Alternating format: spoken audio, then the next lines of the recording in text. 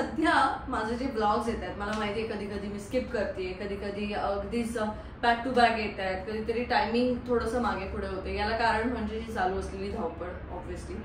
आणि मी ठरवलेलं की मी रेग्युलर ते पोस्टिंग करेन, पण सध्या मी शॉपिंग शिवाय अजून काही करतच नाही. आणि सध्या माझ्याकडे बाकी करण्यासारखं काही नाहीच आहे, कारण आता काहीच दिवस राहिलेत आणि आमच्या बऱ्याच गोष्टी अजून बाकी आहेत. त्यामुळे सतत शॉपिंग शॉपिंग. आणि तुम्हाला काय दाखवू मी सतत शॉपिंग मध्ये, की काय इकडे जाते शॉपिंगच करते, तिकडे जाते शॉपिंगच करते. त्यामुळे सुरुवातीचे जसे माझे ब्लॉग असायचे की ट्रॅव्हल, कुठेतरी जाऊन काहीतरी मी एक्सप्लोर करते आणि तुम्हाला जाते, तर ते सगळं तुम्ही एक्सपिरियन्स माझ्यासोबत करू शकता लग्नानंतर. जेव्हा मी परत एकदा रेग्युलर लाईफमध्ये येईन तेव्हा ह्या सगळ्या गोष्टी मी नक्की तुमच्यापर्यंत शेअर करेन. आता राहिला विषय, एवढे मी सतत बॅक टू बॅक ब्लॉग्स जे पोस्ट करते त्याच्यावरती सतत येणाऱ्या ज्या कमेंट्स असतात त्याच्यावरती आज आपण थोडंसं बोलणार आहोत. की सगळ्यांना असं वाटतं की एकटीच शॉपिंग करते, ही एकटीच सगळं करते, असं का होतंय. तर ह्याला कारण म्हणजे पूर्वीची लग्नाची जी पद्धत होती. आता मी जर माझ्या आई वडिलांना सांगितलं की लग्न करायचंय, तर माझे आई वडील फार फार तर काय करतील, एक हॉल बुक करतील आणि जेवणाचं वगैरे बघतील, बस झालं एवढंच. पण आमच्या अपेक्षा काहीतरी वेगळ्या आहेत. आमच्या अपेक्षा काय आहेत हे त्यांना माहिती असतं. तुम्हाला काय करायचंय, तुम्ही कसं करणार आहात, कारण आमचंच डिसाईड होत होतं की आम्हाला नक्की काय करायचंय. सुरुवातीला असं होतं की नाही कोर्ट मॅरेज करूया, नंतर असं होतं की नाही छान लग्न करूया. त्या सगळ्या ह्याच्यामध्ये आई वडिलांना ना, त्याच्या आई वडिलांना ना माझ्या आई वडिलांना, त्यांना काहीच माहिती नाही की आम्हाला नक्की काय करायचंय. आणि खरं सांगायचं झालं तर आता आम्ही काय प्लॅन केलंय हे सुद्धा त्यांना माहिती नाहीये की काय काय होणार आहे, काय ठरवलंय. हे सगळं आमचं भावंडांचं आमचं हे सगळं असं असं बोलणं चालू आहे की असं असं करूया. आणि त्यामुळे सगळीकडे फक्त मीच दिसते. राहिली गोष्ट माझ्या आई वडिलांची, तर ते असतात देवभागला. आता सगळ्यात मोठं टार्गेट माझ्यासाठी आहे की त्यांच्यासाठी कपडे डिझाईन करणं, कारण जेवढे डिझायनर आहेत, जेवढे स्टायलिस्ट आहेत आमचे, ते सगळे मुंबई आणि पुण्यामध्ये आहेत. आणि त्यामुळे त्यांचं मेजरमेंट घेणं बाबांचं. आता बाबा काही परत मुंबईला येत नाहीत, परत मला बिग बॉस मध्ये जावं लागेल, जे मी जाणार नाही. त्यामुळे बाबांचं मेजरमेंट कसं घ्यायचं इथपासून असं डोक्याला यायचं, कसं त्यांना हे करू. त्यात त्यांचं असं म्हणणं आहे की मी शर्ट पॅन्टच घालतलंय, माका नको काय रवण ते. तर मला असं ना की बाबा तुम्ही हाफ पॅन्टी नाही यशा तो, पण माका तुमच्या सूट बुटात बघूचा ना. त्याच्यामुळे की माझ्या वडिलांनी कधीच असं काही सूट बूट घातलेला नाहीये, कधी कुर्ता घातलेला नाहीये, कधी शूज घातलेले नाहीयेत, कधी ते लोफर्स घातलेले नाहीयेत, फक्त ते पॅरागॉनचं चप्पल जुनं वगैरे असंच बाबांनी केलेलं आहे. सो मला त्यांना त्या लुकमध्ये बघायचंय, काहीतरी शेरवानी वगैरे असं तसं बाबा ते घालणार नाहीत मला माहितीये. सो मी त्यांच्यासाठी काहीतरी वेगळं डिझाईन करायचंय. सो या सगळ्या ह्याच्यामध्ये काय होतं ना की ब्लॉग्स मागे पुढे होतात. सो आज मी तुम्हाला सगळ्यांना एवढंच सांगते की मला लग्नापर्यंत माफी असावी की माझे ब्लॉग्स हे थोडे मागे पुढे येतील असे. आणि जास्त करून शॉपिंगला जात असल्यामुळे फार फार तर ती मजा मस्ती मी रेकॉर्ड करू शकते आणि ती तुमच्यापर्यंत मी पोहोचवू शकते. बाकी आपण मस्त एक्सप्लोर करणं आणि जे काय होतं आपण सगळं चालू करू, पण त्याच्यासाठी थोडासा वेळ मी तुमच्याकडे मागते. त्याच गोष्टी अशा आहेत ना की ज्या आम्ही सरप्राईज ठेवल्यात, म्हणजे आमच्या सोबत जे लोक येणार आहेत त्यांच्यासाठी सरप्राईज आहे, ते तुमच्यासाठी सरप्राईज आहे. आणि म्हणून काही गोष्टी मी तुम्हाला सांगत नाहीये, पण डेफिनेटली आम्ही त्या सांगू. जेवढे लोक आमच्या लग्नाला येणार त्या सगळ्यांसाठी आम्ही स्ट्रिक्ट सांगितलेलं आहे की नो फोटोग्राफी, नो व्हिडिओग्राफी. कारण आम्हाला काहीतरी सरप्राईज तुमच्या समोर आणायचं आहे, काहीतरी छान गोष्टी तुम्हाला दाखवायच्या. त्यासाठी बेस्ट फोटोग्राफर, बेस्ट व्हिडिओग्राफर आम्ही आमच्या सोबत घेतले. आणि त्यामुळे आम्ही खूप छान तुम्हाला त्या गोष्टी रिप्रेझेंट करू इच्छितो. आणि त्यामुळे जोपर्यंत आमच्या सोशल मीडियावरती काही अपडेट्स येत नाहीत तोपर्यंत ते दुसरे कुठेही जाणार नाहीत असं आम्ही त्यांना सांगितलंय. आय होप ते सगळेजण पाळतील, कारण काहीतरी आम्हाला असं छान पद्धतीने तुम्हाला सगळ्यांसमोर आणायचंय. त्यासाठी कारण प्रत्येकाचं एक स्वप्न असतं लग्न होणं म्हणजे. आणि माझं तर लग्न मला करायचंच नव्हतं आणि त्यानंतर घेतलेला हा डिसिजन आहे की अरे हा नाही आता करूया, छान मुलगा आहे असं. आणि त्यामुळे खूप ते जे दिवस आहेत ते खूप छान जगायचे देखील आहेत. मला काही त्याच्यामध्ये असं खिचडपिचड काही नको आहे आणि छान ते जपायचे सुद्धा आहेत आठवणींमध्ये. त्यामुळे जेवढे काही बेस्ट लोक असतील ते आमच्यासोबत त्या दिवसांमध्ये काम करतील आणि ते तुम्हाला कळेल. कुणाल पण लग्नासाठी छान गाणं बनवतोय असं आता. आणि ते गाणं आम्ही, कारण प्री वेडिंग वगैरे असं काही फारसं आम्ही प्लॅन केलेलं नाही, आम्हाला खरंच वेळ नाही, कारण हे सगळं करता करता बाकीच्या गोष्टी पण मी हँडल करते. एक महत्वाची गोष्ट, एक डिक्लेरेशन तुम्हा सगळ्यांना मला या व्हिडिओच्या माध्यमातून द्यायचं होतं, ते म्हणजे की सिंधुद्योगचं जे मालवणमध्ये शॉप आहे तर ते शॉप जानेवारीच्या शेवटच्या आठवड्यात आम्ही बंद करतोय.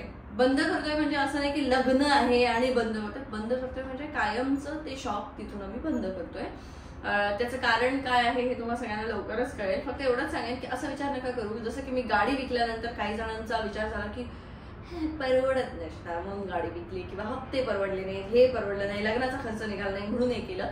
तर त्या सगळ्याची उत्तरं तुम्हाला या आठवड्यात मिळतील, ते गाडीवाल्या ब्लॉगची आणि त्यानंतर जे शॉप आम्ही बंद करतोय त्या सगळ्याची उत्तरं तुम्हाला मार्चमध्ये मिळतील. सो तोपर्यंत तुम्ही ब्लॉग्स माझे नक्की बघा, मन लावून बघा, कारण मला तुम्हाला सगळ्यांना एक मोठा मेसेज आणि एक छान एक गोष्ट सांगायची आहे, पण ती मी आता सांगू नाही शकत आहे. ते पूर्ण करूनच मला तुम्हा सगळ्यांसमोर ती प्रेझेंट करायची आहे. त्यामुळे सिंधुद्योगचं शॉप बंद राहील, पण सिंधुद्योगच्या ऑर्डर्स आम्ही घेत राहू. कदाचित आम्ही ऑनलाईन ऑर्डर्स फेब्रुवारीच्या 1 महिन्यासाठी बंद ठेवू आणि बाकीच्या सगळ्या मार्च पासून आम्ही परत एकदा त्या चालू करू. तर लवकरच तुम्हा सगळ्यांसमोर काहीतरी मस्त घेऊन मी येते आणि त्यातून अजून बरेच लोक आमच्यासोबत जोडले जातील सिंधुद्योगच्या माध्यमातून आणि बऱ्याच गोष्टी चांगल्या होतील असं वाटतंय.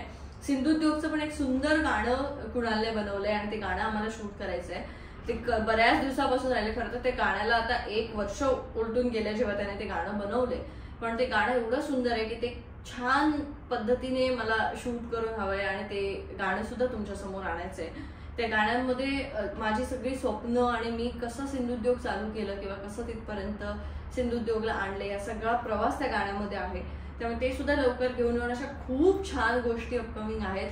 पण सध्या लग्नामुळे आमची धावपळ होती आणि म्हणून या सगळ्या गोष्टी मागे पुढे होत आहेत. पण इंस्टाग्रामवरती पण मी तुम्हाला खूप कमी अपडेट्स देऊ शकते ह्या वेळेला, पण मी ते पण देत राहीन आणि युट्यूबवरती पण पोस्टिंग जसं जमेल तसं करत राहीन. तर तुम्ही सगळ्यांनी मला लग्नापर्यंत माफ करा आणि जे काही ब्लॉग्स असतील त्याच्यावरती जसं तुम्ही प्रेम करता तसं करत राहा. या सगळ्यामध्ये काय होतं ना की जसं आता मी सांगितलं की शॉप बंद करतोय, सो शॉपमध्ये काही आता प्रोडक्ट्स आहेत, तर ते प्रोडक्ट्स आम्हाला विकायचे आहेत. त्याच्यावरती आमचं सगळं चर्चा चालू काय करता येईल, ते प्रोडक्ट्स कसे विकता येतील किंवा ते प्रोडक्ट कुठे स्टोअर करता येतील, त्यांचं काय आता किती एक्सपायरी डेट काही राहिली आहे का किंवा कधी ते पॅक केलं गेलं, ह्या सगळ्या गोष्टींचं सगळं कॅल्क्युलेशन चालू आहे. त्यानंतर वेडिंग इन्व्हिटेशन्स कोणाला बोलवायचं आहे कोणाला नाही बोलवायचं आहे ते सुद्धा. त्याच्यामुळे त्या सगळ्या गोष्टींची गडबड, त्याच्या शॉपिंगची गडबड. आणि यामध्ये कसं होतं की कोणाचा तरी अचानक तुम्हाला फोन येतो की आमचं हे गोष्ट तुम्ही तुमच्या दुकानामध्ये विकायला ठेवा, ज्या गोष्टीचं लायसन्स सुद्धा आमच्याकडे नाहीये. अशी गोष्ट आम्ही सिंधुद्योगमध्ये विकायला ठेवू शकत नाही, हे त्यांना सांगून सुद्धा कळत नाही. आणि मग प्रत्येक जण सगळ्यांसाठी सोशल मीडिया हे फ्री असल्यामुळे ना मोठमोठे पॅराग्राफ छापणं, त्याच्यावरती लिहिणं की आता हिला माज आलाय, आता ही मोठी झाली आहे म्हणून ही असं करते. पण एका वेळेला आम्ही सुद्धा बऱ्याच गोष्टी डील करत असतो.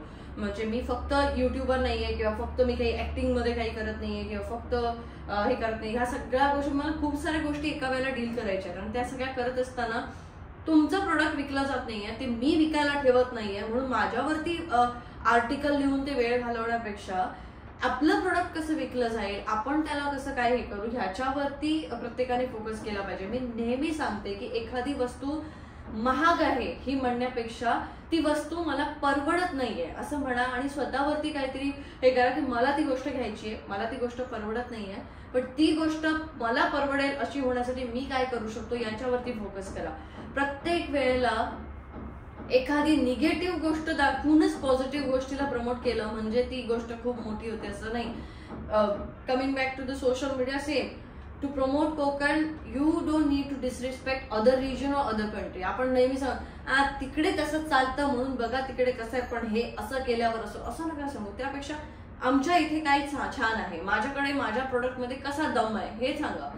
त्या प्रोडक्टमध्ये दम नाहीये, ते तसं केल्यामुळे तसं होतं म्हणून हे असं करा हे वगैरे असं सांगण्याची काही गरज नसते. त्यामुळे बरेच हे असे लोक सुद्धा आडवे तिडवे येत असतात, त्याच्यामध्ये ह्या सगळ्या गोष्टी चालू असतात, ह्या सगळ्या टॅकल कराव्या लागतात. सो फेम जे तुम्हाला मिळतं ना ते खूप सोपं असतं असं नाहीये.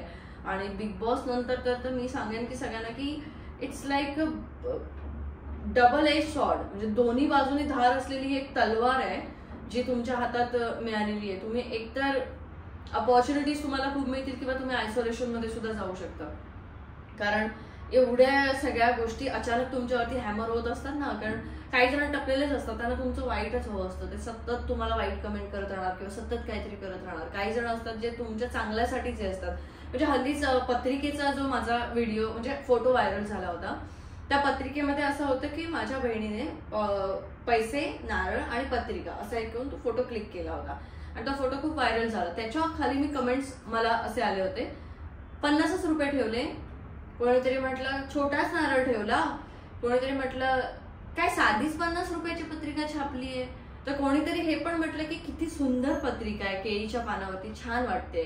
कोणीतरी म्हटलं की वाटची देवाची मूर्ती ती जी ब्लर होती ती सुद्धा त्याने असे किती सुंदर मंदिर असू शकतं ते. सो आपला दृष्टिकोन म्हणजे तो एक फोटो आणि माणसाच्या एवढ्या प्रवृत्ती मला त्याच्यामध्ये दिसल्या की कोण कसं बघतंय. कोणी बघितलं 50 रुपये ठेवले, कोणी बघितलं की अरे वा छान पहिलं कुलदैवतेला ठेवलंय, कोणाला ती देवाची मूर्ती सुंदर दिसली तर कोणाला हे दिसलं की 50 रुपयाची पत्रिका छापली, काय मोठी महागडी पत्रिका छापता येत नाही का वगैरे असं.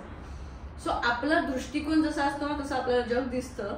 आणि मी काही सगळ्यांचा दृष्टिकोन बदलू नाही शकणार आहे, मला माहितीये. पण एवढंच सांगेन की जे लोक मला बघून किंवा मी काय करते, मी करते तसं मला करायचंय असं जे मला सांगायला भेटतात ना की छान तू बिझनेस केलास, मला पण तसंच करायचंय. आम्ही काही गोष्टी ह्या मॅन्युफॅक्चर कडनं घेतोय आणि आम्ही लोकांपर्यंत पोहोचवतोय, मग त्या केवढ्या छान पद्धतीने आम्ही पोहोचवतोय याच्यावरती आमचा बिझनेस मॅटर करतोय.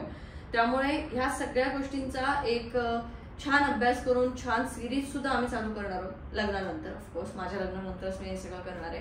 त्यामुळे तुम्ही बरेच जण जे छान बिझनेस करतायत, घरून बिझनेस करतायत, आपण सगळे एकत्र येऊन खूप मोठं काहीतरी लवकरच करणार आहोत. So stay tune. आणि आजचा हा मी सहज असा ब्लॉग गप्पांचा केला कारण मला बरेच दिवस तुमच्याशी गप्पा मारता आले नाही. सो असा मी अधेमध्ये गप्पांचा ब्लॉग करू शकते. आणि गजाली पण मी लवकरच चालू करूचा माझा विचार असा. पण कसं माहिती यंदा थोडी भारी गजाली करूया, म्हणजे काहीतरी वेगळं कन्सेप्ट घेऊन गजाली करूया. त्याच्यामुळे काय सगळं येताना तुम्ही काय टेन्शन घेऊ नका.